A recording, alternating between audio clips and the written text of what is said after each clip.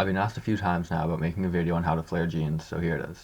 I'll be going over the usual triangle outseam type flare and as well the way that you can do it from the inseam. This is what I've used for the project, but depending on what you want to do, you may not need all of this. Beginning with the usual outseam flare, we'll start by turning the jeans inside out. Then, using a seam ripper, we can break a few stitches with the pointed end and then flip it over and use the ballpoint end to break the rest of it. When you get to anywhere that's harder to break, just go back to it with the pointed end of the seam ripper, and you can break them by putting the pointed end underneath and pushing. Once we have those done, we'll come over to the outseam and we'll unravel the chain stitch. There's two sides to chain stitch. The needle side is the flatter and smoother one, and the chain or loop side is the larger looking one. Go to the needle side and break a few stitches in a row. You should only have to break 3 or 4 max. After that, flip it over and go to the exact other side where you broke the stitches and pull up on the chain. It can be a bit of work to get it to start unraveling. Depending on the tension that the stitch went in at and the type of fabric, it can make it hard to unravel. But if you can get it off like this, it's much cleaner as opposed to using a seam ripper. If the jeans you're using have a safety stitch outseam, then you'll have to break the overlock as well that's holding it together. For this, again, you can just use your seam ripper. Next, we'll iron it all flat. This will make it easier when we sew it back together. Now, for drawing the flare, I'm doing this on paper, but you can draw it right on your fabric if you want. The first measurement is height. Just measure up from your ankle and see how tall you'd want the flare to be. I chose 16 inches. So for me, the first line I'm going to draw is 16 inches tall. The next measurement will be width. This will affect the leg opening on your finished jeans. I wanted to add 3 inches, so I centered a 3-inch line on the bottom of my first line. 3 inches and a half is 1.5, so I'll draw two 1.5 lines perpendicular to my first line. Then I connect the top and sides to create a triangle. Now you'll have to measure the seam allowance on your jeans. For me, it's 3/8 of an inch. Jeans will either be that or 1/2 inch usually.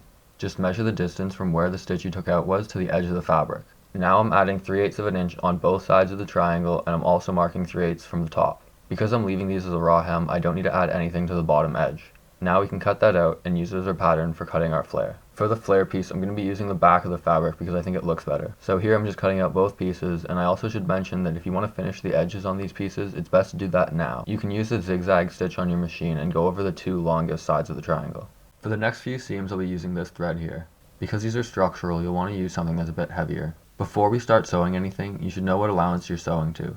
If you use a guide or anything, you should set that now. We'll place the flare onto one of the seams, right sides facing together. You can start on either side of the legs, it doesn't make a difference. Just remember that I'm using the reverse side of the denim, so don't let that confuse you. Just line it all up and pin it in place. Before you sew anything, you can flip it the correct way to check that you have all the sides facing the way that you want them to be. Now we can sew from the hem to the top of the flare. Just make sure that you sign on and off of this stitch. Next, we're going to sew shut the space above the flare that we took apart earlier. For this step, we should not be sewing any of the flare piece, but just the fabric from the front and back of the legs. I'm going to re-explain this shortly in case anyone doesn't understand. I just like to show it actually being done on the pants first. Next, we can take the other side of the pants that isn't connected to the flare yet, and we can sew that onto the edge of the flare.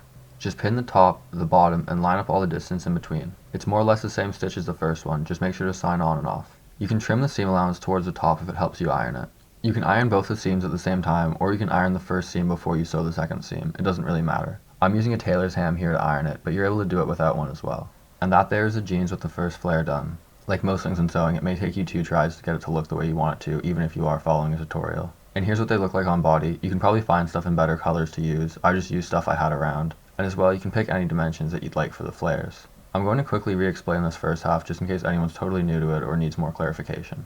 This time around I've drawn in lines to represent the wrong side of the fabric. Start by breaking the stitch that holds the hem together. You can iron it flat so it's easier to work with. Next, mark somewhere above how tall your flare is, and then break the seam up until that point. And again, you can iron it flat so it's easier to work on. Next, place the flare right sides together on top of one of the pant legs. Pin that together and sew it in place. Next, close up any extra area you have above the flare.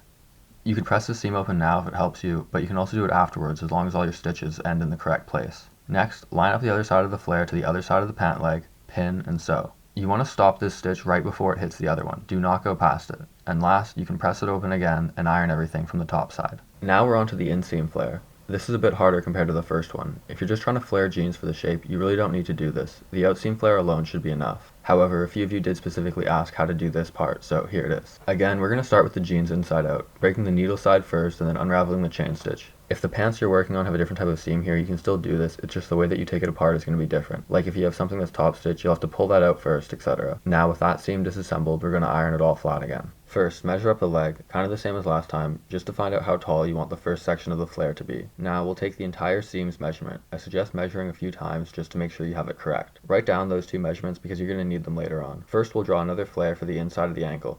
but this time it's not going to be a triangle. It will have a completely flat top. I chose it to be 2 inches wide at the top, but I feel like 1.5 or something would have been better. You can measure your pants and check your current leg opening and see how much wider you'd want to make it. For me, I chose to add another 4 inches, so I drew 4 inches at the bottom, 2 inches at the top, and 16 inches in between. Then I added that same 3/8 of an inch for seam allowance to the sides and top and cut it out. Now, for the fabric that follows along the middle part of the inseam between the two flares, you need to take your total inseam measurement and subtract both of your flares' heights without the seam allowance. For this, we'll say my inseam total was 62 inches and my flare height without allowance was 16. So 16 times 2 is 32, and the 62 inches from the total inseam will leave us with 30 inches. So the next piece we draft will be 30 inches long before seam allowance, and because the top of the flare was 2 inches before seam allowance, we'll make this piece 2 inches before seam allowance. I hope that makes sense. All you're trying to do here is make one strip of fabric that follows the inseam and reaches from one leg opening to the other. The reason we're cutting this in 3 pieces instead of just one is because you will never really have a 60-something inch long piece of scrap fabric to use. So now with these pattern pieces we can cut 2 flares and 1 middle section. To sew these 3 pieces into one, we'll pin them right sides together and sew at the same allowance as we picked before.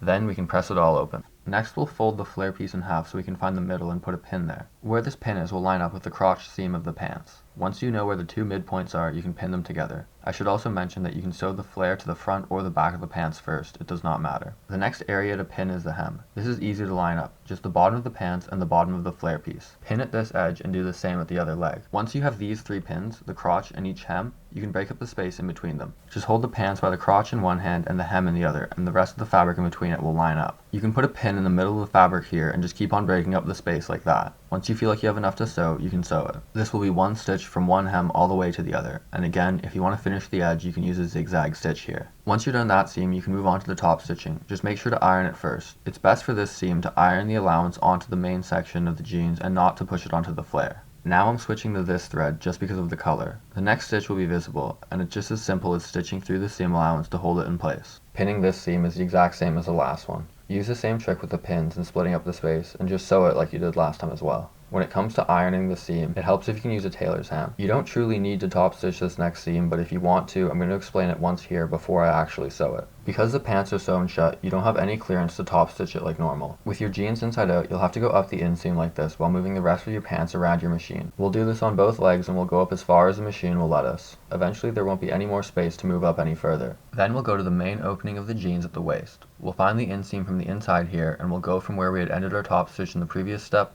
and we'll sew all the way from here to the place where we ended our other top stitch. Do both legs as far as you can reach up, and then the rest is done from the waist opening. And again, you don't really need to do the inseam part to get the flared fit. The second part is definitely a bit more challenging. Thank you for watching, and thank you to those who recommended this. If you make something from following this tutorial, I like to see it, and I like to get feedback from my videos as well. My Instagram is in the description. Thanks again. Bye.